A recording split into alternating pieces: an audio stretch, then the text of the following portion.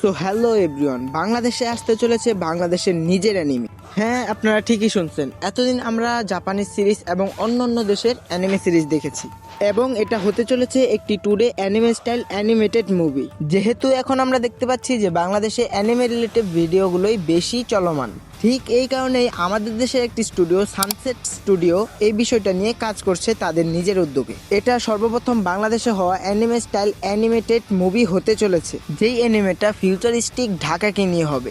আর এই অ্যানিমের মেন ক্যারেক্টারের নাম থাকবে জেন খান, আর মেন ক্যারেক্টার দেখতে কিছুটা এইরকম হবে।